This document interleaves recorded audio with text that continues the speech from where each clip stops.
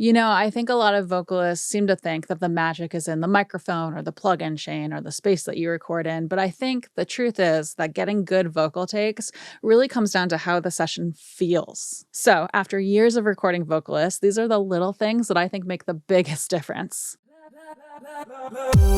Today, we're going to talk about 10 things that I've found to be very helpful when recording a vocalist. So things that help you get better vocal takes. So whether you are the vocalist and you're recording at home, there'll be tips here for you, or you're an engineer working in the studio, you might find some of these helpful. So when you're going through this list, I want you to think about how there are kind of three main categories here. So there are body tips, there are brain tips, and then there are what I think of as mix tips. And that's mostly a mix for like headphones. We're not talking about actually mixing the vocals. Today is not about talking about perfect compressor settings for your vocals or perfect preamps for your vocals, right? We're going to talk about things that are a little bit more, in my mind, on the soft skills side and not as much about the technical recording side. And I already have a bunch of videos that are already talking about how to mix vocals, how to do a bit more of that technical side. So I'll link to those. I'll put a card up on the screen. I believe one of them is called How to Start a Vocal Mix. So check that out if you want to check that out as well. I'll mention that again at the end of this video for you, so you can move on to that one if you want. So number one is definitely a body tip, and that is to come rested, to take care of your body. So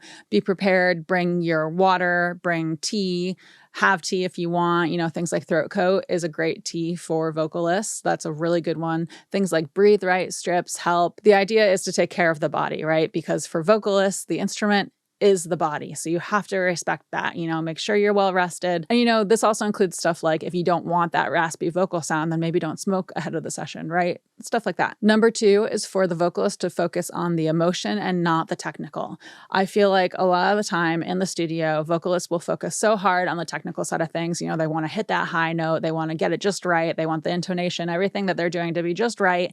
And then what happens is they may hit the note. They may do the technical thing that they're trying to do that they're so worried about, but then they lose some of the emotion. And the average listener is not going to hear the difference, that marginal difference in the technical thing that they're doing, but the average listener will be able to tap into that emotional difference. So I think it's more important to focus on the emotion of your performance than the technical bit. And the other side of that is if you are a singer that's about to record, chances are you've already been practicing, you've already been focusing on the technical, you've already been really putting a lot of brain power into that side of things.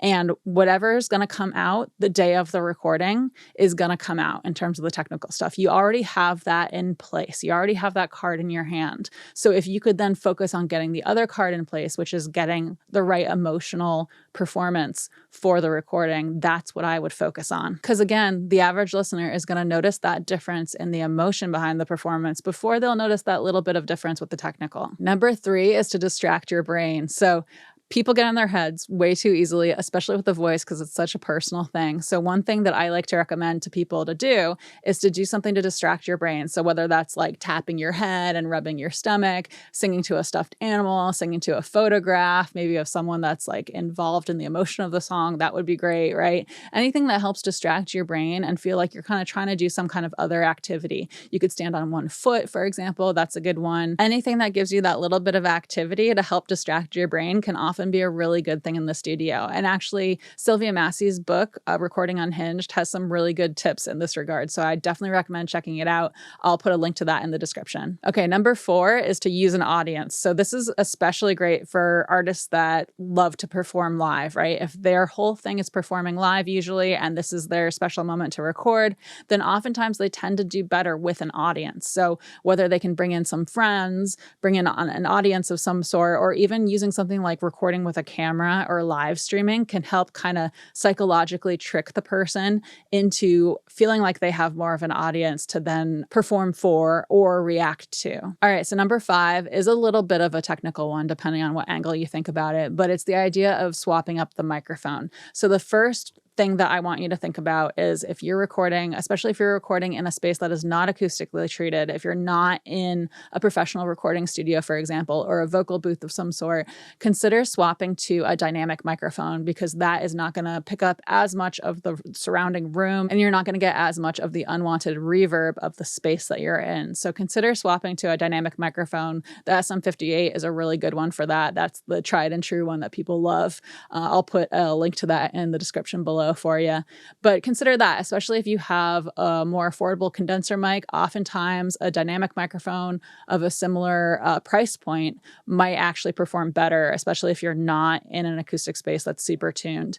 And then the other side of that is consider the voice that you're recording. And so this is more so for people that are working as engineers, or you might have a good mic collection going, right? You might want to consider changing the microphone based on the person's voice. So the big example that I tend to think of a lot is my Neumann U87 tends to pick up harshness in a way that I don't like with a lot of vocals. And so it can be great for certain voices. Some of my clients, I use that microphone on as their default microphone, right? That's the first one that I'll go to for them. And then other clients, I will never reach for that microphone with them because it's going to bring out some level of that harshness that's in their voice, and it's going to do it in a way that we don't like. So depending on the person's voice, it might pair better with a different microphone. So I would consider experimenting with that. All right, we're going to move on to number 6 in a second. But first of all, I just wanted to say that this video is sponsored by me. So if you don't want to deal with any of this stuff and you'd rather just work with a professional on your music, then please go to my website. It's catonoise.com. You can hit the Get Started button. And once you click that Get Started button, it's going to ask you a few questions about your music. And then it's going to really quickly take you to a calendar booking page where you can actually book a call with me in Zoom to talk about your music. We can have a quick chat and see if we're a good fit to work together. And just so you know, most of my clients are indie pop or alt rock musicians. And I love doing the type of song that has a ton of fun effects, ear candies, lots of lush reverbs and delays. And sometimes that lends a bit of a psychedelic, cinematic, sound design oriented vibe to the track. So if that sounds like something you're into, then please check out catonoise.com and click that Get Started button. All right, so number 6 is to make the artist comfortable. Whether you are the artist or not, make them comfortable. So if the artist is not comfortable in a vocal booth, you can try letting them record in the control room. I've done that here with plenty of people. Sometimes people are just more comfortable in the control room or lying down, for example, or sitting in a certain position or wrapped with a blanket around them. You know, it's just kind of whatever works for the artist. Try it that way. So number 7 has a few parts to it, but it's basically the idea of adjusting the headphones. Depending on what the problem is, adjusting the headphones often helps get a better performance. So the first thing you can do is if the singer is out of pitch, for example, you can turn up the melodic instruments. So especially melodic instruments that have the same frequency range as the singer, right? So things like keys and guitars can be good for that.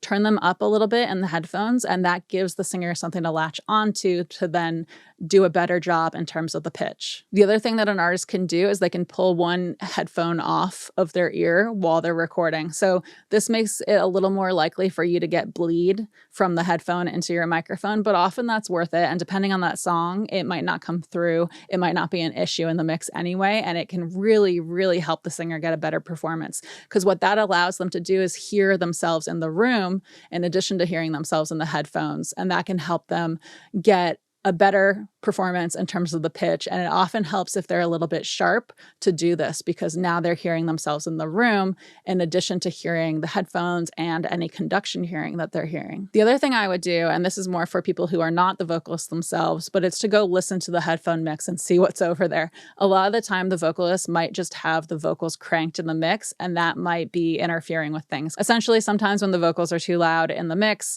in the headphones, it's going to make the singer pitchy because they're hearing more of themselves relative to everything else that they should be latching onto. And then the last thing to consider for number 7 is to do in the headphones essentially the opposite of what you want the singer to do. So for example, if I want the singer to sing louder, I'll often slowly inch the headphones down a little bit in the mix so that they don't hear themselves as loud in the headphone mix, and they then compensate by singing louder. And the same thing works for the opposite side of things, right? If you want them to sing more intimately, more quietly, more calmly, more whatever, right? Quieter, essentially, then you can turn the vocals up in the headphone mix slightly, and they might back off a little bit to compensate. Number 8 is still in that mix category in my head, and it's creeping a bit more towards the technical, but it's the idea that a singer is always going to get louder during the actual performance than they are during the sound check, for example. So that is a very common thing. It happens all the time. And so what I do is I will set the preamp, how I'm going to set it based on our sound check moments, you know, based on whatever time we do have for sound check.